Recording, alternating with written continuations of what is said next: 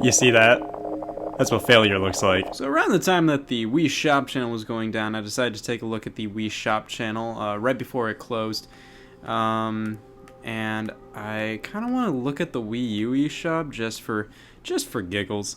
Not that the Wii U eShop is gonna close. I will be dead in the ground by the time the Wii U eShop closes. But you know, I mean, like, how many times are you gonna be looking at the Wii U eShop from here on out? You know, I go on here like once a week, but you know, I mean, might as well take a look back at it. You know, maybe relive some memories from, you know, the Wii U generation. It's kind of like, you know, reliving memories from the worst era of your life. But you know, I still have a lot of fun memories with the Wii U, and you know, we can there's some fun stuff with the eShop. I do remember enjoying the Wii U eShop.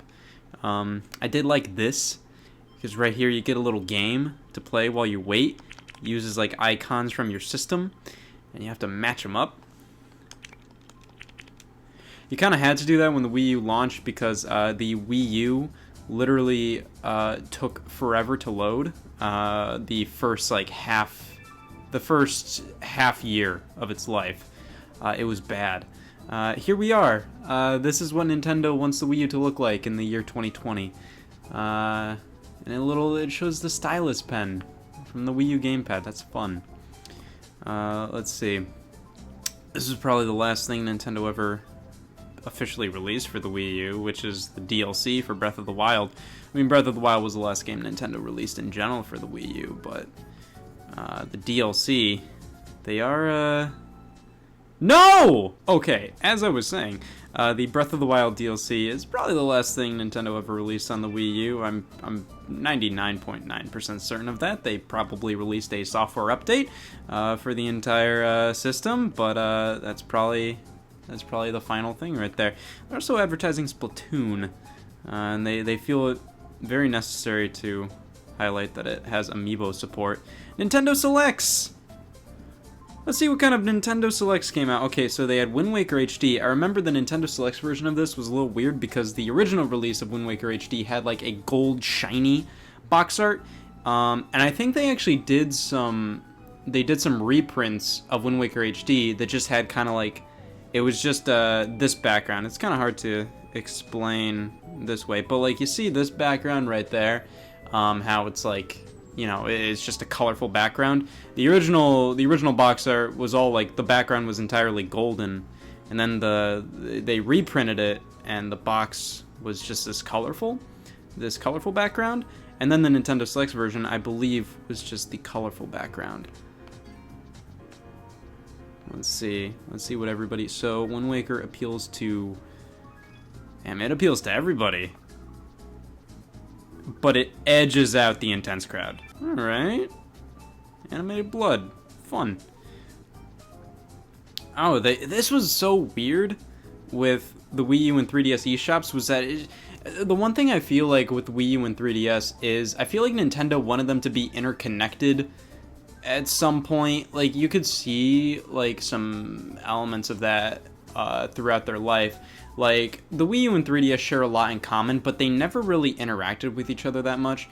Miiverse came to the 3DS, but that was about it. And they also made it so then, like, you would have, like, one singular eShop account where, like, you'd add money, you could add money to your Wii U account.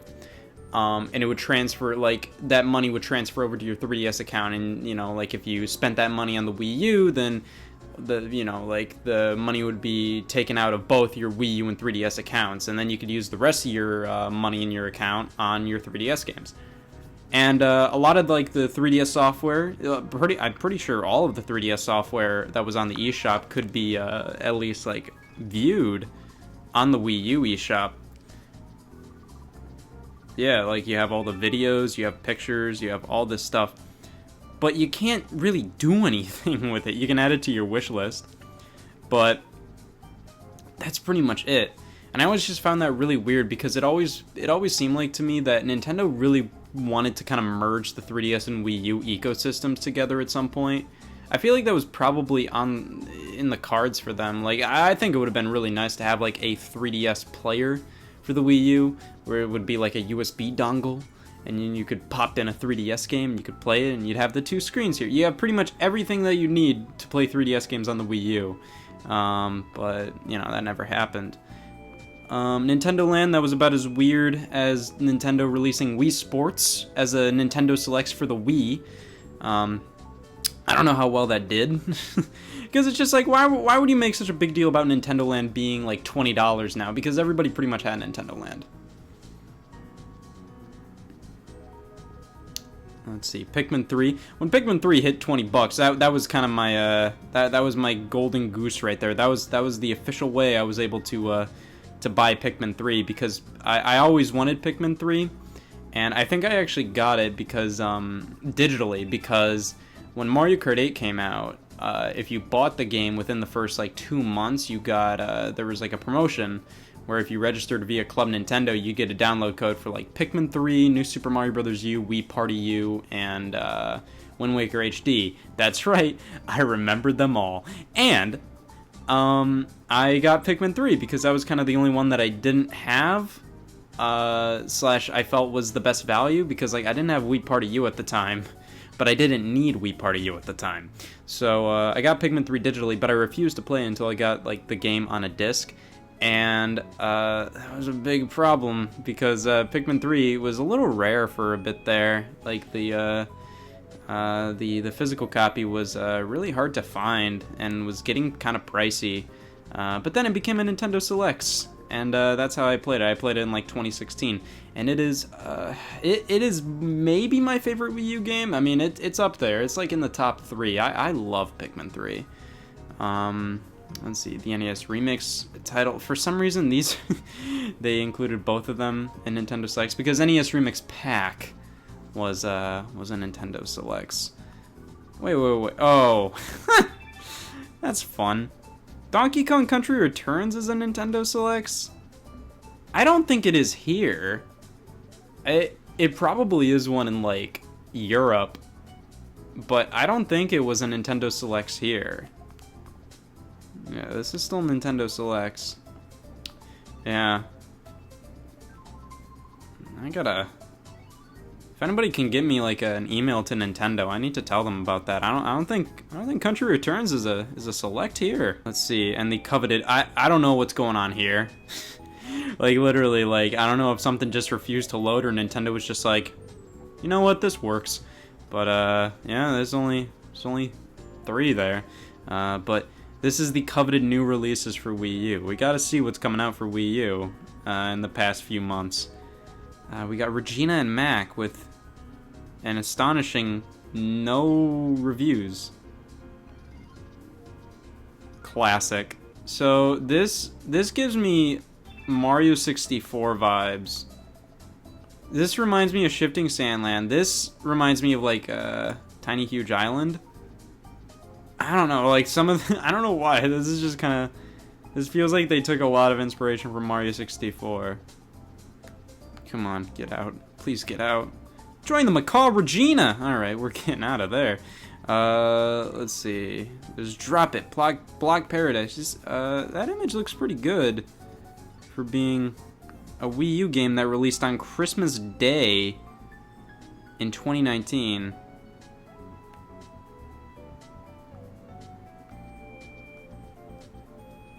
Like, the art looks pretty high quality for that, for being a Wii U game in 2019. But apparently one person played it, because they rated it. It's only $2. That was the thing. I mean, like, right now, like, the Switch definitely has a bit of a shovelware problem. Just because, like, it's doing so well that everybody wants to make... Pretty much everybody wants to make a game for it. The Wii U kind of had the opposite problem, where, like, nobody really wanted to make games for the Wii U except for indie developers, and Nintendo was just like, oh god, just please. They pretty much just allowed anybody with a face to make a game for the Wii U. And you could definitely see that near like 2015, 2016. There was a ton of indie games that released for the Wii U that were something alright. This was when like near the end, like I need to see when did this come out, because Konami started releasing like 2018. Konami started releasing like a ton of TurboGrafx 16 games on the Wii U for no reason. And I don't understand why. Because like they started doing that like literally right when like people just stopped caring about the Wii U. Of course, you know, you can make the argument that happened like when the Wii U got revealed, but it was just kind of like they just started releasing these TurboGrafx titles like right after like the Switch was revealed, or like right before. So like people were just already kind of like going like, I don't want to buy like new stuff for the Wii U. That's what kind of happened, because I remember Nintendo released a few like virtual console titles like in 2016. Like they started pumping out a bunch more than they usually would, and I didn't want to buy any of them because I was like, well, you're gonna release a new console in a few months. Like why would I invest more money into digital titles for this console, because I knew for a fact they would not transfer over. So some TurboGrafx. Bomberman 93. I forget which Bomberman I picked up. Might have been, I think there was 94. Salamander is like Life Force, I believe. Does it say? Vic Viper. It's either Life Force or Gradius. I think that's Life Force. This is a toughie. I'm 99% positive that Salamander is Life Force, but I'm not 100%. Super Ultra Star Shooter.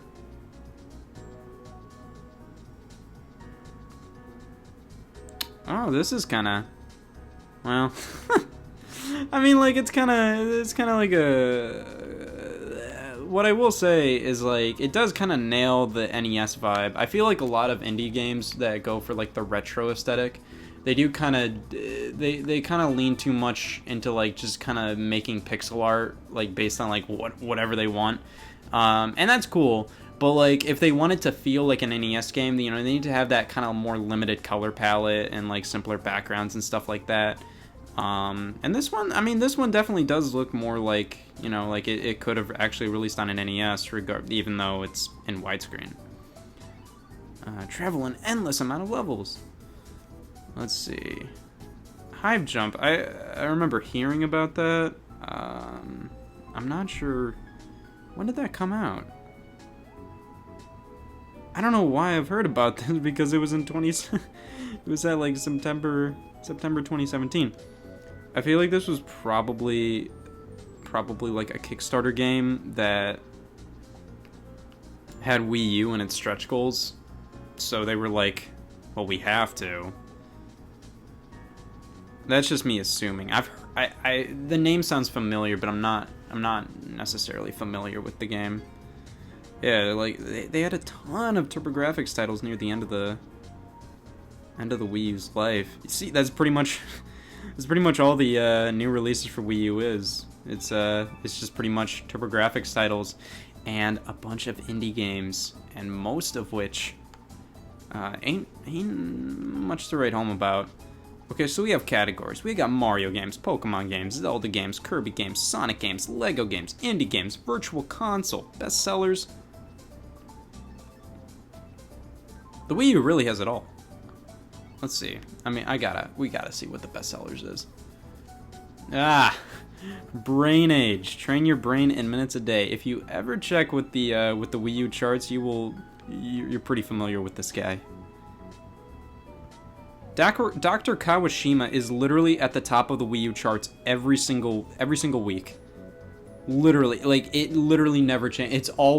It's always Brain Age for the DS. Is literally at the top of the charts.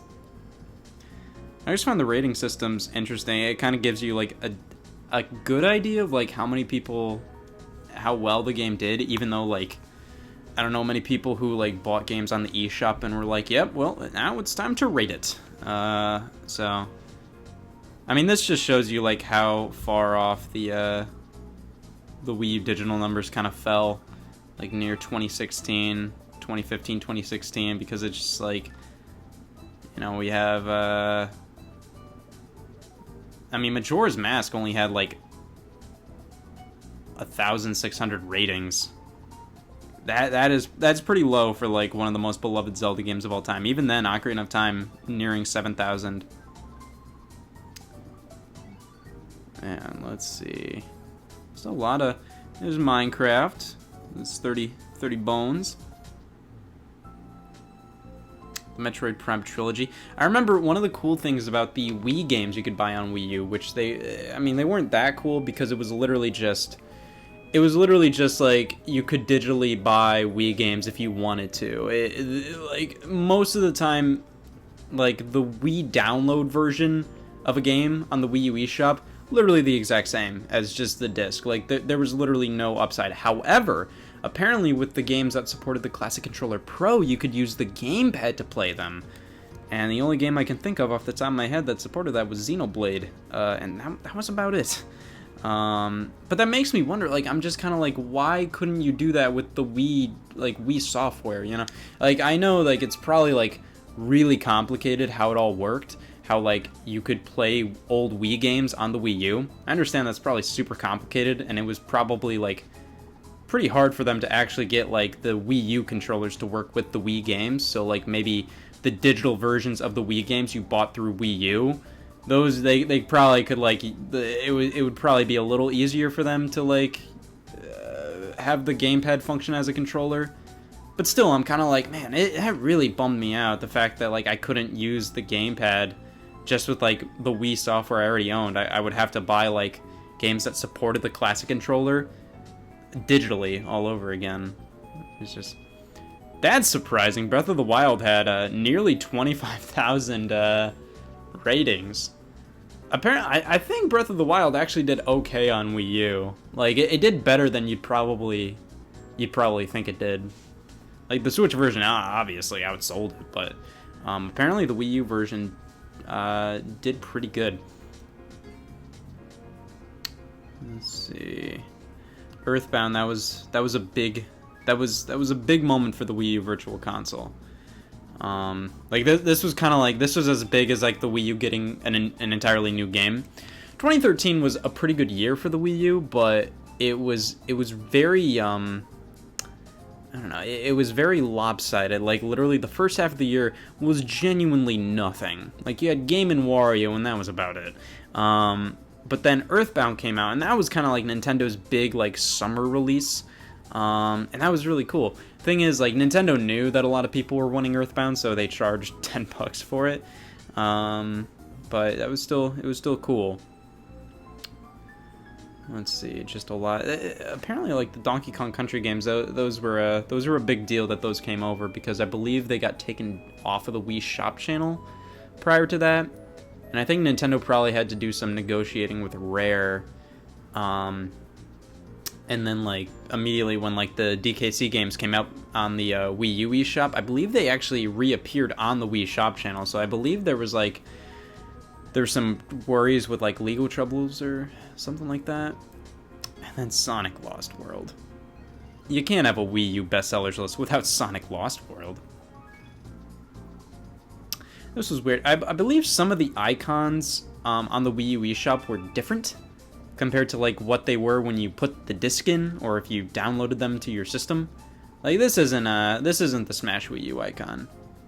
That is nearly 200,000 ratings. This was when they combined New Super Mario Bros. U and New Super Luigi U for one $60 combo pack. And now, when they release New Super Mario Bros. U Deluxe on the Switch, they're acting like they never combined these two games for $60 before. But they did. They called it Deluxe, but it's literally like, and they made the argument that it's just like, oh, well, it's just like, you get New Super Mario Bros. U and New Super Luigi U. But they already did that on the Wii U. Like, there's already a disc that exists that's both of the games combined, and it was $60. It might have even been 50, but I'm pretty sure it was 60. It was, like, included in, like, some Wii U bundle, and then they, like, sold it separately, like, a year later. Let's see. Rainbow Snake. That's a top seller. It's definitely because it's only a crisp 40 cents. Oh, it's Snake. Throwing it out there. I may pick that up, you know. The Wii U is, unironically, one of my most played systems right now. It's definitely the system I play the most. Because I do a lot of Wii stuff. So I use it to play my Wii games and get footage of my Wii games. This was really cool when that happened. Earthbound Beginnings. That really upsets me right there. That Earthbound Beginnings, it only has like 3,000 ratings. Maybe I hope it did better than that. But I mean, look at me. I didn't even buy it, but it was definitely because like it's an very like this is when I just didn't like buying NES games on the Wii U because look at that. Like that's disgusting. It just doesn't look it. It's blurry, it's dark. That's what I just did not like about NES games on Wii U. And I did know that I did learn that like Earthbound Beginnings just wasn't very like, it didn't really respect your time. It is very much an old NES RPG, so I wasn't really interested in playing it. But I wanted to buy it because I wanted to support the Earthbound franchise. But I never got around to doing that. At this time, it is still not on the Switch on the NES Online app, and I'm hoping eventually it makes the jump. There's Yoshi's Woolly World. That's only $30. I think it might have gotten like a discount at some point. I think what happened was that they introduced like a bundle with Yoshi's Woolly World, with like, so like it launched with the Yarn Yoshi Amiibo, like the green one, and there was a bundle. I got that bundle. It was the bundle with the game and the Amiibo, and it was like $60. The game by itself was only $50. And I think like a couple months later they introduced new bundles that were the blue and pink ones, like the blue and pink Yarn Yoshis, and those both retail for $40. So I assume like that new price is because like without the Amiibo it's only $30. So you got a discount with your NES games if you bought them on Wii U. If you wanted to play them on your Wii U gamepad, you only had to pay $1. I think I transferred most of my NES, like I rebought most of my NES games, but there were some that I left behind. Well, I can probably see that when we go to the NES games. We have NES Remix. I love the NES Remix. NES Remix games. They're great. I love them. They're really fun to just kind of sit back and just kind of nail out a few little challenges here and there. That was always a fun time. SteamWorld Dig, that was a big release on 3DS, and I don't remember, like, did it take a year for it to come out to Wii U? Yeah, it did, because I believe that was a 2013 game on 3DS. And I still haven't played any SteamWorld game. I'll get to it. See, there it is. There's Xenoblade. Does it say anything about being able to play with the gamepad?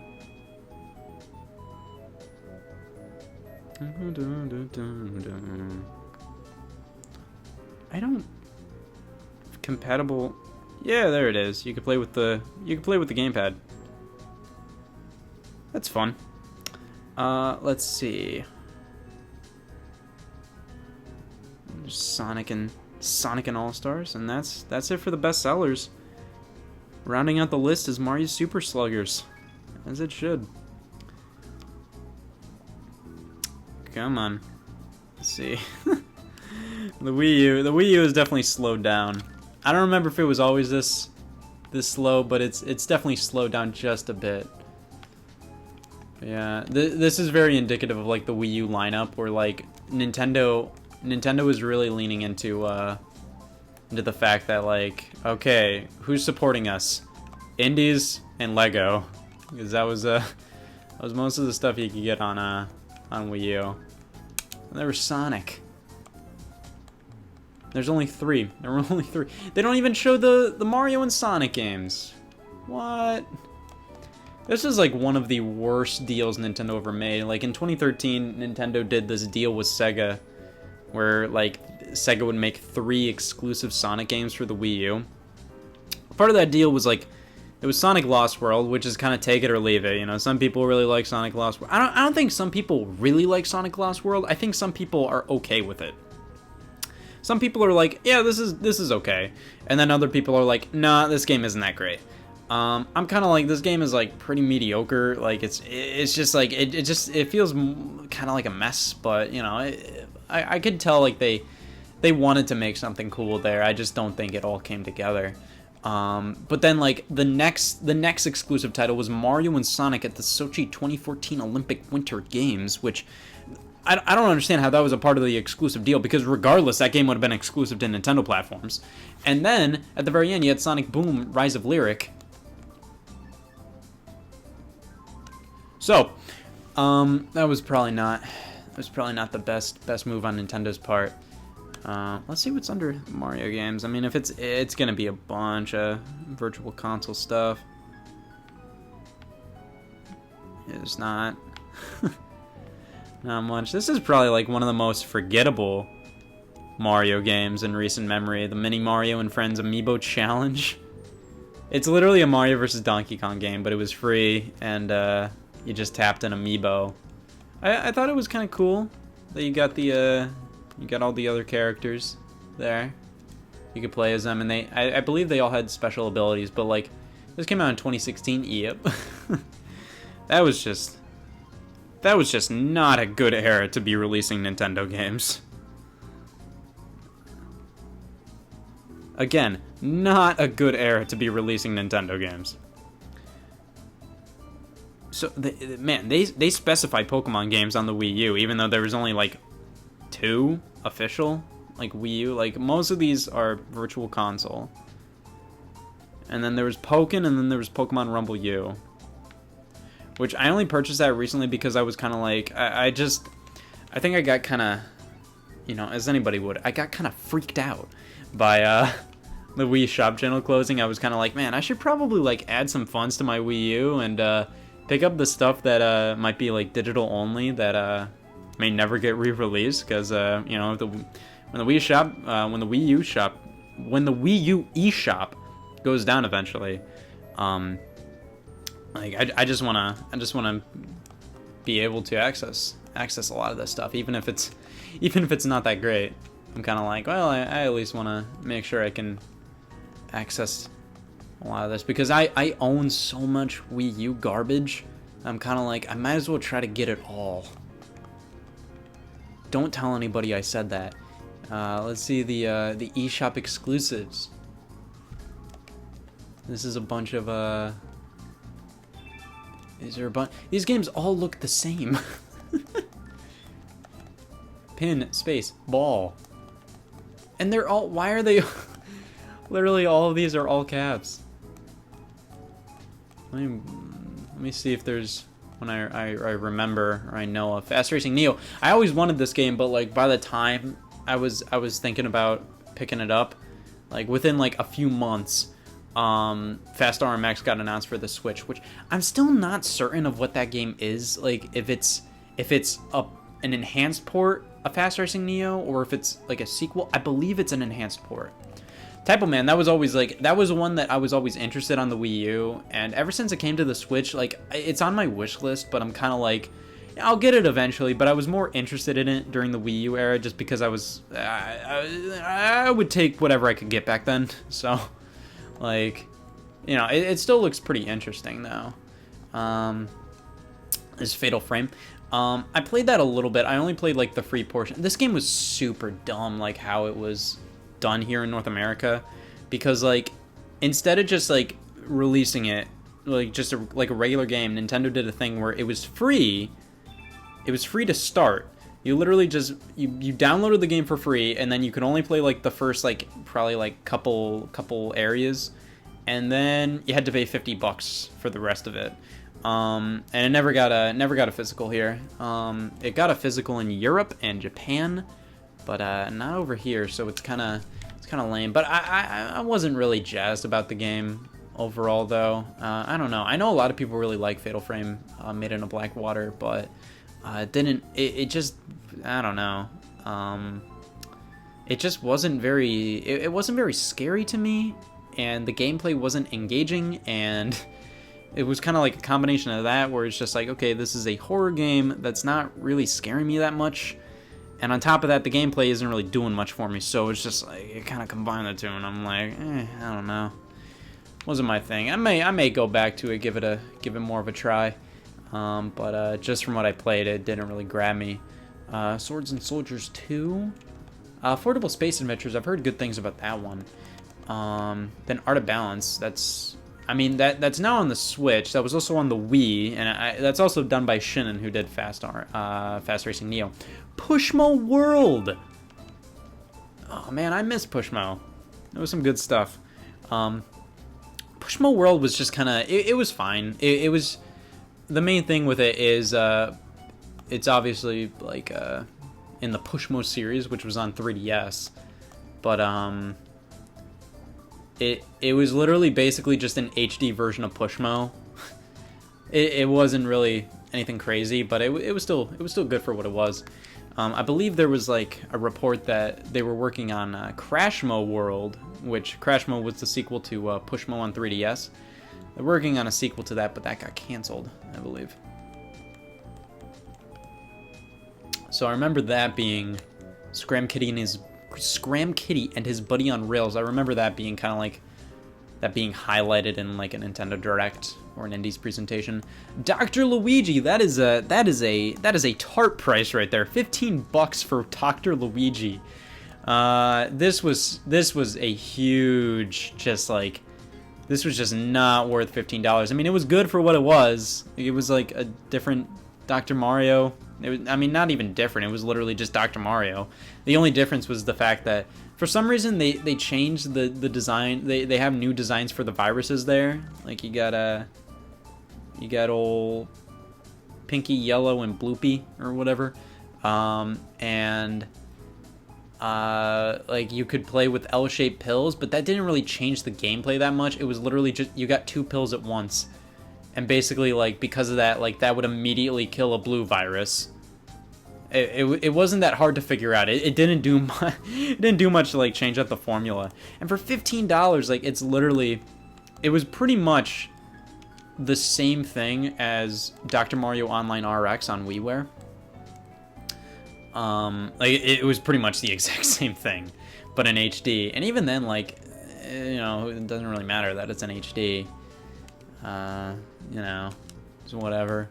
But I also found it weird that they covered it with the Year of Luigi branding literally on the last possible day of the Year of Luigi. The Year of Luigi was 2013. In actuality, I believe Year of Luigi went for a couple months after 2013. That was a weird thing. It was like, I think Miyamoto announced like the Year of Luigi will end on March 1st, 2014. But like there was literally no reason for that. Like they didn't do anything on that day. They literally just made a statement that Year of Luigi would end on that day. I don't think they even did much in 2014. So like yeah, this was like the final Year of Luigi product, and it was fine. Like for what it was whatever. But I thought it was just really overpriced. There's Mighty Switch Force.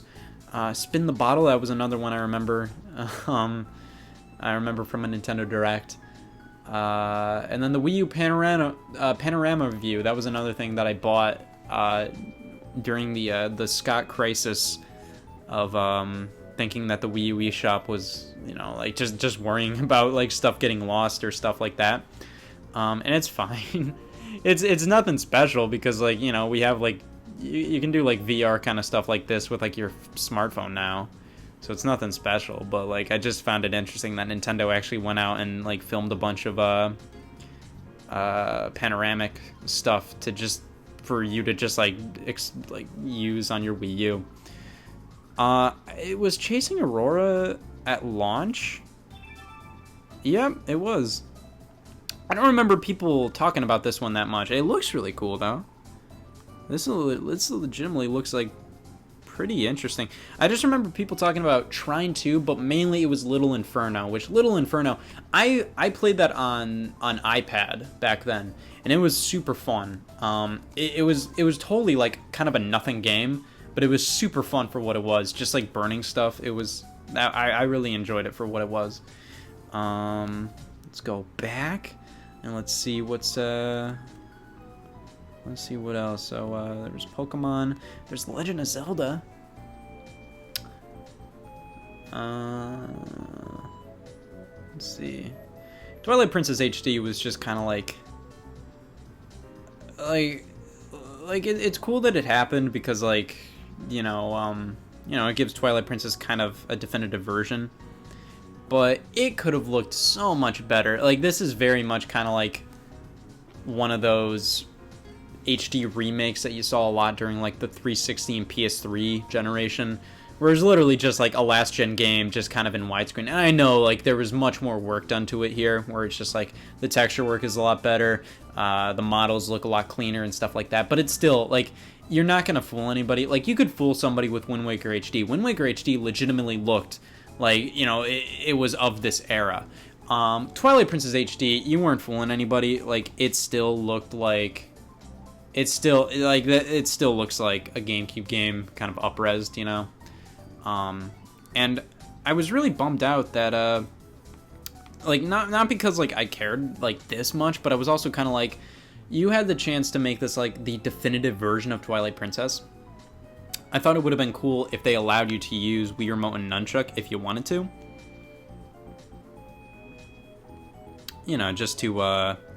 Just to give it, like, just to make it so then, hey, if you preferred the controls of the Wii version, which I know most people probably would prefer button, but it's just like, just throw it in there, like, the Wii Remote and Nunchuck works with the Wii U, like, just throw it in there, make it so then, like, if you want to play, like, the Wii version, then you can.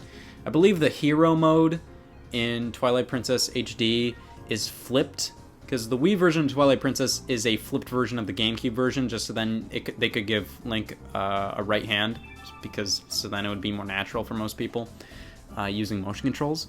The flipped version is still in this game, but you can't use like Wii Remote and Nunchuck. I thought that would have been really cool to include like that kind of support. And there's Hyrule Warriors. I was cool with Hyrule Warriors. It just didn't like grab me like other people. I know a ton of people that just like, I don't know them personally, but I know a lot of people like specifically just played this game for hundreds of hours. Like, they just kept playing this game. I didn't get that into it, but I thought it was a decent time. Yeah, I mean, just look at Wind Waker HD. Like, I'm sure they did a similar amount of work with this game, just because like this game overall like just ages better like visually than Twilight Princess. Like, they didn't have to do much to this game to make it look good, but it doesn't look out of place on the Wii U. Like you wouldn't assume like, oh, this is an HD remake of a GameCube game. With Twilight Princess, you can totally, like, you can tell. And that was kind of my biggest problem with that. Going back, let's see. Kirby. Let's see. We got Canvas Curse. Rainbow Curse was okay. It was very forgettable. I beat it like the exact day it came out, and I didn't really feel much incentive to like go back and like get all the collectibles or anything like that. But it's too damn pretty to complain, honestly. Like I would like just a typical Kirby game to look like this. It's just so, it's so pretty. It's so pretty. I find it interesting that like I don't hear a lot of people talk about Rainbow Curse. Like, in terms of the 2015 Wii U games with amazing art styles, there's this and there's Yoshi's Woolly World. And I hear more people talk about how Woolly World has an amazing art style, which it does, but like I find it bizarre that I hear more people talk about that compared to Kirby and the Rainbow Curse. I think this game, like, everything it strives to do with its art style, it 100% nails. It is amazing. It looks amazing. The game itself is okay. Like, it's fine. But the art style is absolutely jaw-dropping. Let's see. There's the indie games. Let's see what the ones... Oh, Octodad! I forgot Octodad came out on Wii U. That's interesting. There's a little Inferno. Like I said, I played it on iPad. I didn't play it here. Gunman Clive. I remember people... I believe that was a 3DS game, and I remember people really liking it. I believe it was kind of similar to Mega Man, I believe. Runbow, that was a big one. I mean, like, in quotes, big one, because, like, that was kind of like an indie game Nintendo was really championing. I remember it was kind of like, it was a party platform. I have the physical copy for Wii U, and I remember it also came out on new 3DS only. But yeah, that was kind of a big indie game for Nintendo back then. There's Shantae, Binding of Isaac. I believe they wanted to put that out on 3DS originally, and it got denied, and then they were able to get it out on Wii U and new 3DS only later down the line. Affordable Space Adventures. Oh, I forgot that Risky's Revenge came out on Wii U. There's Shovel Knight. Actually, this is probably the most recent thing on Wii U, because they just released King of Cards.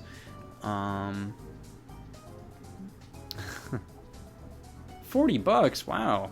So that's for everything then. Okay. I believe, yeah, Shovel Knight had like big price increase, I believe, because originally it was like 15, and then after like Yacht Club was actually putting like a lot more effort than I think anybody ever expected them to into like the DLC campaigns. They had to increase the price, and they were selling, like, they gave the option to buy the different campaigns separately, and I believe like the full price was $25, and now it's $40, so it increased. I mean, like, Shovel Knight's still worth that, but I just noticed that the price increased. There's Human Resource Machine. There's AVGN Adventures. That was really cool to see on a Nintendo platform. Okay, well, that's 10 pages. That's 10 pages too much for now. Games on sale. What's on sale on the Wii U? What Wii U developers are like, okay, game's not selling well. Gotta pull out the big guns here. Gotta get Rainbow Snake on the bestsellers list. Yeah, Gunman Clive. I do see whenever like they say like, oh, Capcom's hosting a Nintendo sale, sometimes they will put their Wii U stuff on sale. But most of this stuff is generally like smaller indie stuff. So this was probably one of the most disappointing aspects of the Wii U generation, just kind of the lack of virtual console support. Just the fact that we never got GameCube. That was very disappointing. And they don't even highlight TurboGrafx here because one, it probably makes this whole thing kind of uneven, and two, like, I think by the time TurboGrafx came out, Nintendo just stopped caring. So. Yeah, but the old NES stuff. There was some cool stuff that released on Wii U, but like I said, like by the time a lot of this stuff came out, people stopped caring. Like they had Duck Hunt. That was cool that they officially put out like the Zapper games on Wii U. You would just have to use the Wii U remote. I mean, not the Wii U, the Wii remote, the Wii remote's pointer, and there was just kind of a reticle on screen. But the thing is, like, it made, like, I mean, they aren't showing it. Maybe if I play this, it'll show. But, like, they, mild violence. It would show the reticle, and I think, like, the main problem is, like, it took all the challenge out of Duck Hunt. Right there. I find it weird that they're using the gamepad. They're showing it on the gamepad. Like, this is, like, the one NES game that you really would not play on the gamepad. I mean, you could if you wanted to, but I kind of took a lot of the challenge out. I believe you could do a button combination to. This version of the game is not compatible with NES Zapper. Welp. But you could do a button combination to hide the reticle, but it would appear like right before you were like shooting, so it didn't make things that much harder. There's Earthbound, Dr. Mario. That was cool. For some reason, that never released on Wii Virtual Console, but they put it out on Wii U. That was just nice to see Dr. Mario again. Yeah, I didn't buy Galaga. I love Galaga. I absolutely adore Galaga. It's one of my favorite arcade games. But you know, I didn't need the NES version again. There's Tecmo Bowl. Same with Pac-Man. Did not buy that again. Let's see. Versus Excite Bike. That was kind of an interesting one. I forget when that came out. Maybe 2015. Summer of 2015. Yep. That was kind of like another Earthbound Beginnings-esque thing. This only released in Japan, but it was cool. It's always cool when Nintendo finally releases stuff in another territory. I believe they finally, like, Mega Man 1 through 5, I believe, only released on Wii Virtual Console, and I know they got through them all here. They got 1 through 6 on NES. They got 7. They nailed pretty much most of the big ones. Where's Pac-Land? Where's Pac-Land? That was like that was Nintendo's big release during E3 2014. There it is. When Pac-Man was revealed for Smash Brothers. They dropped Pac-Land, the Famicom game, which is god awful. But they definitely did that because when they announced Pac-Man for Smash Brothers, they specifically noted that they used Pac-Land as like a reference point for his design. As you can see here, he's like he has the arms, he has the eyes. For some reason they wouldn't just automatically say like, oh yeah, this is like the Pac-Man world design. Like no, they were like, no, we took inspiration from Pac-Land. I'm like, all right, if you say so. Let's see. There's Star Tropics, Euphoria, the Saga. Yep, there's another Zapper game, Adventures of Mario Billy. It's pretty cool. I am pretty happy that they did get a lot of that stuff on the eShop. But like I said, like that released in January of 2016. And like who wanted to play, who cared about playing Adventures of Bayou Billy at that point? Was Mappy Land only in a Famicom thing? Was it only released on the Famicom in Japan? I don't think so, but I'm also not sure. I think it did, but I don't think so. Oh man. That's me.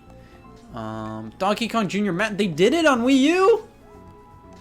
Oh hell yeah. Good for them. I'm happy about that. Okay, yes, I'm pretty positive that Life Force is Salamander. Just because of the flame, but yeah, I'm staying by my statement. And you can't have a Nintendo Virtual Console without Wario's Woods. And they had like a decent amount of like random third-party selections, but this just was nowhere near as good as the Wii Virtual Console. Mainly because a lot of this stuff they were just re-releasing from the Wii Virtual Console. It wasn't interesting anymore. That was kind of the main problem with the Wii U Virtual Console, sadly. That was another thing. Like the Wii U eShop had like custom music every now and then. Like they changed up the music every now and then, and it was actually really cool. Like I will say, like the Wii Shop channel, it was definitely cool because like that song was so iconic because it was always there.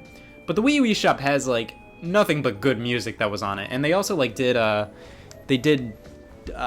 specific, like they used game tracks. They used music from like games that just released. Like I remember they had like the Smash Wii U theme play in the eShop when that game released. It was always really cool what they were doing with it. But I remember like the original Wii U eShop theme was really good. This one's really good. And they had a bunch of different themes.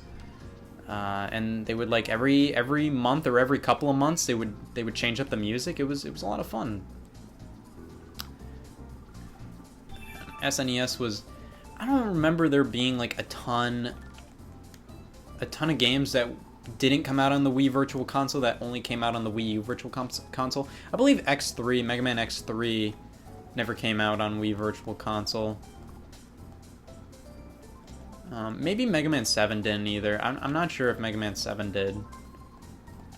There were a few, but it also wasn't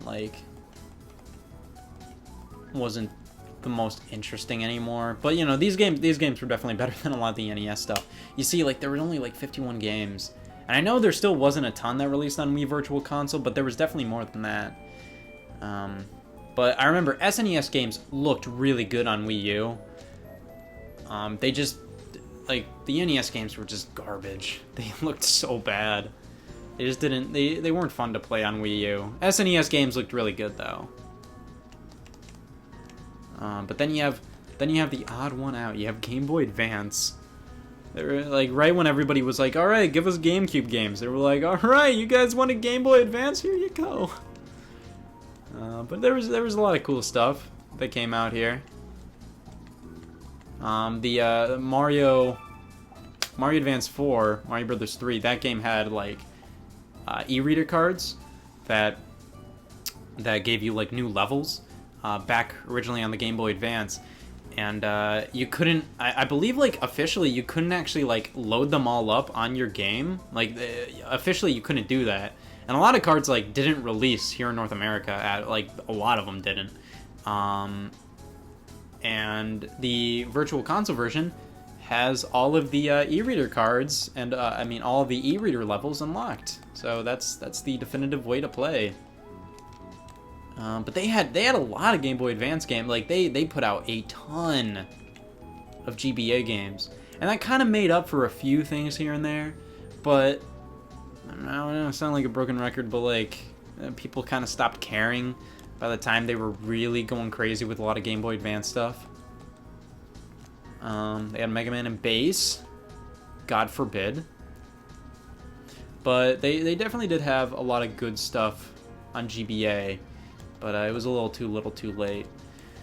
Same with N64. It wasn't a lot of different stuff. Like, it's pretty much, I believe this is the exact same number of games that came out on the Wii Virtual Console. The main difference is, this time they had Donkey Kong 64. But then, I don't think, like, I'm trying to think of the game that didn't come over. There was, like, a game that didn't from Wii. Oh, it was Smash Brothers. I don't think... Yeah, Smash Brothers 64 isn't on here. But thank God we got Donkey Kong 64. Let's see. DS was a weird one. I don't like playing DS games on the Wii U. It doesn't feel right. It just doesn't feel that great. It always feels like you're trying to find like the perfect way to play these games. Like let me see if like... It's just like that's one of the options you can do. Like you can play them like on this border, but it's so tiny that way. And then there's like ways where you can have like the bottom screen on the gamepad and then the top screen on the TV, or both of the screens together, and one of the screens is minimized, or you're holding the gamepad like sideways and stuff like that. But it never felt like, and it never really felt like any of the options were optimal. Like you'd think, like, oh, put the bottom screen on the bottom screen of the the gamepad and stuff like that. But it's just like there's a big difference between having the bottom screen in your lap and the top screen all the way up on the TV, compared to just playing it on a DS, where it's just like you can see that like the gap is so tiny, like you can easily glance. Like when it's on the gamepad compared to the TV, like you're literally moving your neck every single time, and it's not nearly as it's just not nearly as easy as on the DS. Like I just never felt like any of the DS games on the Virtual Console were really like that well suited for the Wii U.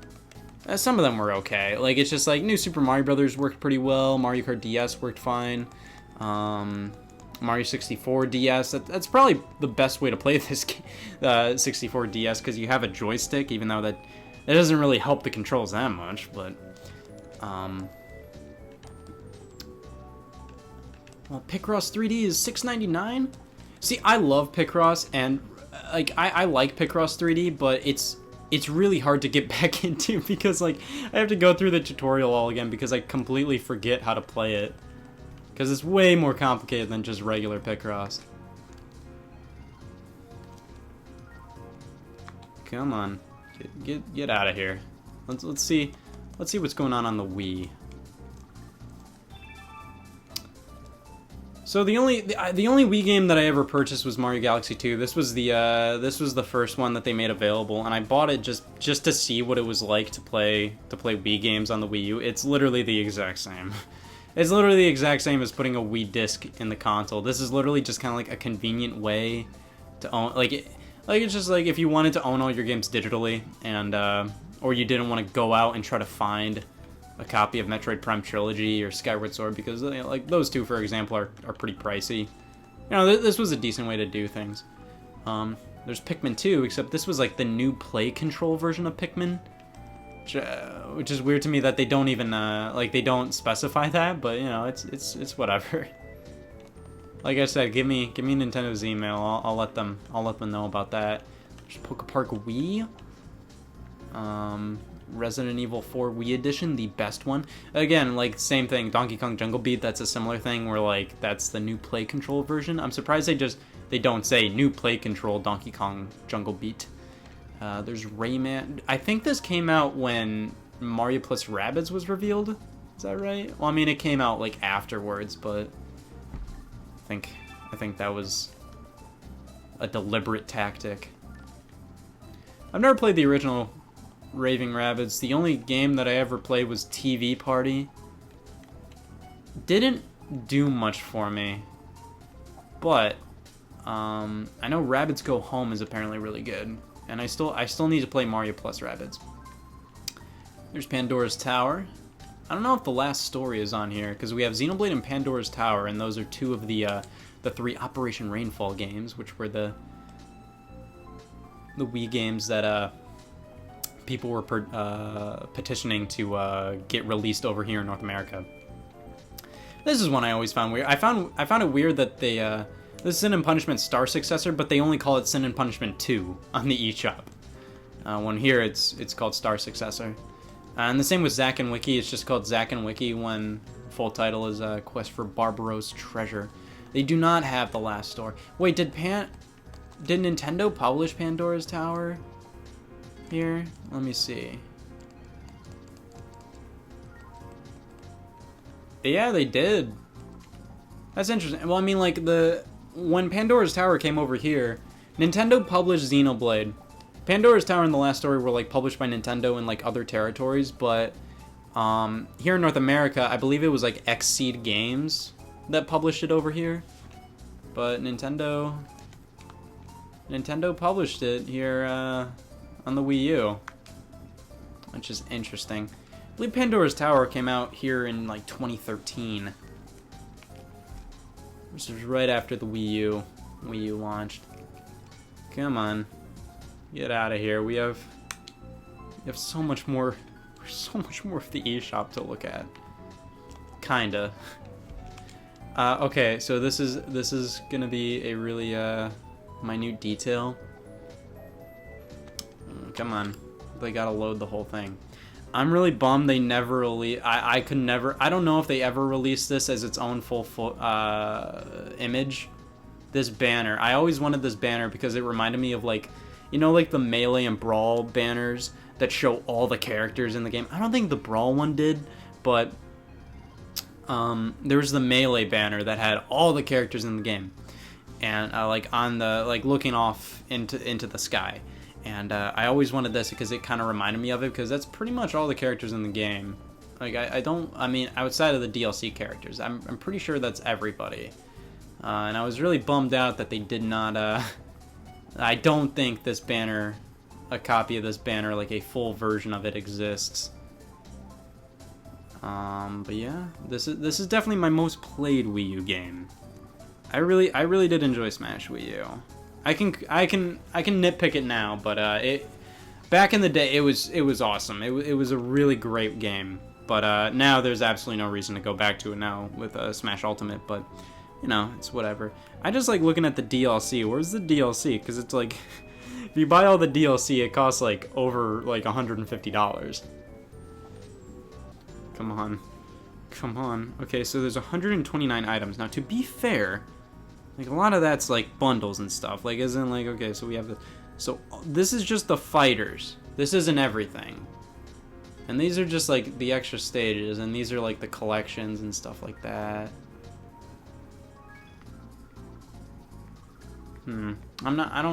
I think in Japan they released like a bundle that included literally every single piece of DLC. Because like the all-in-one fighter bundle just includes all the fighters. It doesn't include all the Mii fighter costumes and stuff like that. Let's see. There's Mario Maker. You see, I was super excited for Mario Maker, but I think by the time Mario Maker came out, I was out of the phase where like I really liked creating levels in games. I'm just kind of at a point where I'm kind of like, man, if I want to make a level, I'd rather kind of put the effort into like making my own game if I ever want to do that. So level creators don't really appeal to me as much anymore because I'm kind of like, well, why would I do that when I could actually learn how to make my own game? But I don't know. You know, like I always get super excited when a Mario Maker game comes out, as in Mario Maker 1 and Mario Maker 2. And I play them for like a decent amount, like probably like 20 hours, but you know, then I kind of fall off of them. But this one was really fun because they had all the costumes that you could get, and they kept on releasing more and more that you would get from like completing online Nintendo-made levels, and that was super awesome. I love that. That really bumps me out that didn't happen with Mario Maker 2. Well, there's video on demand, which pretty much all of them are dead. I believe there's Amazon and Hulu. Don't work anymore. So now we just have Netflix, Crunchyroll, and YouTube. So that's... If that doesn't tell you where the Wii U is at right now, I don't know what does. What do we get when tapping on Amiibo? So this just shows us like Amiibo trailers and games that are compatible with Amiibo, including 3DS games. Okay. I mean, I would have preferred something else. I would have preferred like a nice little spreadsheet of all the Amiibo that released. Featured on your Nintendo 3DS. How did they even... Have they updated this since 2017? Or 2018? Kirby Battle Royale came out in 2018. But where's stuff like, yeah, I don't think they updated this. Because there's not stuff like Kirby's Extra Epic Yarn or Bowser's Inside Story or stuff like that. I did see like Detective Pikachu in the Amiibo section, but featured on Nintendo Switch. Let's see. Yeah, they haven't really updated this. I wouldn't blame them, but yeah, the last Nintendo Switch thing they put up is the Nintendo Direct Mini from January 2018.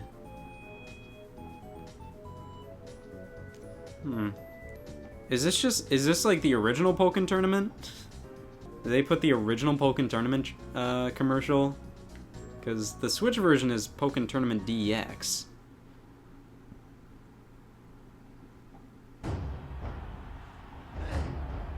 Let's see.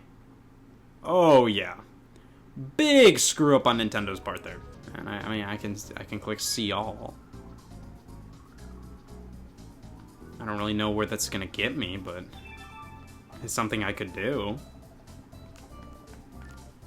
Gotta see what's on my wish list. What have I never bought? What have I never bought on Wii U? Out of everything I bought on Wii U, what did I say? No. I have standards. There's... Oh, man. I mean, a lot of this is 3DS stuff. I still haven't bought Picross 3D Round 2 or Rhythm Heaven Mega Mix. Rhythm Heaven... That bugs me that I never picked that up. A lot of this... I mean, I believe this is... These are Wii U games. Most of this is Virtual Console stuff. Actually, no. I believe these are the 3DS versions. See, that's what's really annoying. Because it's just like, Nintendo wanted to merge these things, and like, okay, so they merge kind of the eShops, but it makes it confusing, because it's just like, this is Super Castlevania 4, but this is the 3DS version of the SNES game Super Castlevania 4. completely different from Super Castlevania 4, the Wii U version of the SNES game. It was just kind of like, I don't know, it was just... I feel like they wanted to merge...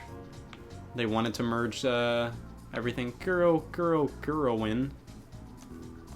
I never bought that? I thought I did. Maybe it doesn't take these off your wish list if you buy it. Yeah. Let's see. I mean, I have $2.22, so I should probably buy some. I mean, was there any other choice?